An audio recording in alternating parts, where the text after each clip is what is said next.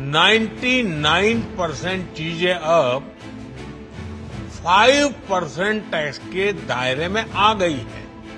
अब सिर्फ 5% और 18% के ही टैक्स स्लैब रहेंगे।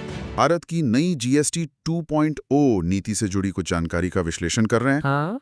हमारे पास जो सामग्री है वो मुख्य रूप से इस बात पर केंद्रित है कि इस नई व्यवस्था के तहत कौन सी चीजें सस्ती हुई हैं और कौन सी महंगी। ये एक तरह की लिस्ट है जिसमें करीब 375 से ज्यादा आइटम्स के दाम कम होने की बात कही गई है। अच्छा, 375 से ज्यादा? ये तो काफी बड़ी संख्या है। हाँ बिल्कुल।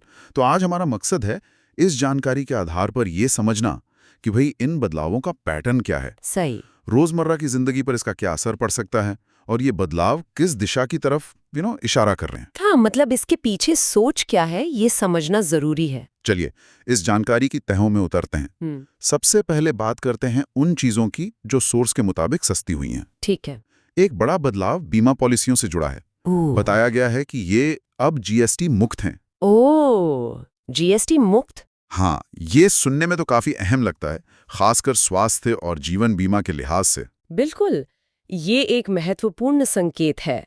बीमा, खासकर हेल्थ और लाइफ इंश्योरेंस, आजकल एक बहुत जरूरी वित्तीय सुरक्षा कवच माना जाता है। सही कहा। सोर्स के अनुसार इसे जीएसटी के दायरे से पूरी तरह बाहर करना, मतलब जीएसटी मुक्त करना, जिसका शायद मतलब यह है कि उपभोक्ता को फाइनल प्रोडक्ट पर कोई टैक्स नहीं देना होगा। ये दिखाता है कि शायद पॉलिसी का एक बड़ा उद्देश्य लोगों को वित्तीय सुरक्षा अपनाने के लिए प्रोत्साहित करना है। हाँ। हो सकता है इसका लक्ष्य स्वास्थ्य पर होने वाले आउट ऑफ पॉकेट खर्च को कम करना हो, जो भारत में देखा जाए तो गरीबी का एक बड़ा कारण भी माना जाता है। हाँ, ये बात तो है। सोर्स ये नहीं बताता कि इस छूट से सरकार को जो रेवेन्यू लॉस होगा उसकी भरपाई कहाँ से होगी। नहीं, वो डिटेल्स नहीं है, लेकिन आम आदमी के लिए एक सकारात्मक कदम लग सकता है। निश्चित रूप से। और इसी तरह का पैटर्न रोजमर्रा की एक और चीज में दिखता है, यूएचटी दूध, यानी वो टेट्रा पैक वाला या लंबे समय तक चलने वाला पैकेज दूध।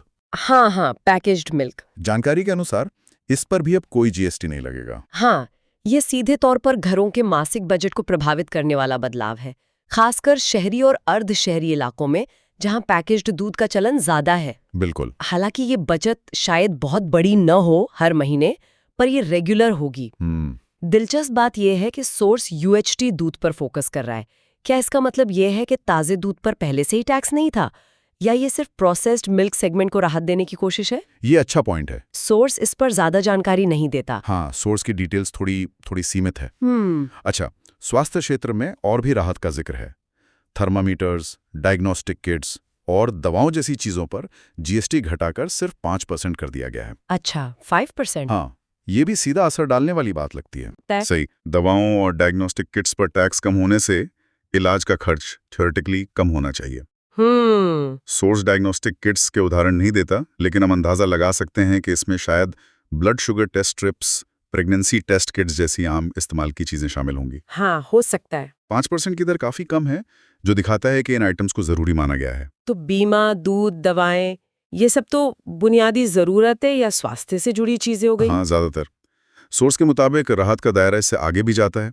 कपड़ों की बात करें तो 2,500 रुपए तक के रेडीमेड कपड़ों पर अब सिर्फ 5% जीएसटी लगेगा। 2,500 तक? हाँ, ये एक दिलचस्प सीमा है। हाँ, 2,500 रुपए की सीमा काफी महत्वपूर्ण है, क्योंकि ये भारत में रेडीमेड गारमेंट बाजार के एक बड़े हिस्से को कवर करती है, खासकर मध्यम वर्ग के लिए। सही। यहाँ टैक्स दर कम करने से उपभोक्ताओं को सीधी राहत मिल सकती है।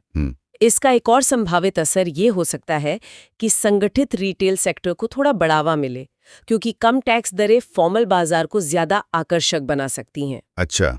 हालांकि सोर्स ये नहीं बताता कि क्या कपड़ा बनाने में इस्तेमाल होने वाले धागे या फैब्रिक पर भी टैक्स कम हुआ है। हाँ, ये बात जरूरी है, जो कि पूरी सप्लाई चेन की लागत पर असर डालता है। ये भी ध्यान देने वाली बात है। मतलब अंतिम उत्पाद सस्ता हुआ है, पर क्या इनपुट कॉस्ट भी कम हुई है, ये सोर्स से साफ नहीं है। बिल्कुल। अब शिक्षा से जुड़े खर्च की बात करते हैं।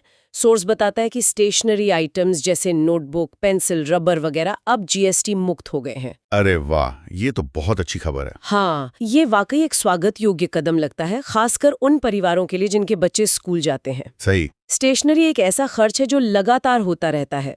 इसे जीएसटी मुक्त करने का मतलब है सीधी बचत। शिक्षा से जुड़े खर्चों में किसी भी तरह की कमी शिक्षा को ज्यादा सुलभ बनाने में मदद करती है। बिल्कुल। हालांकि यहाँ भी ये सब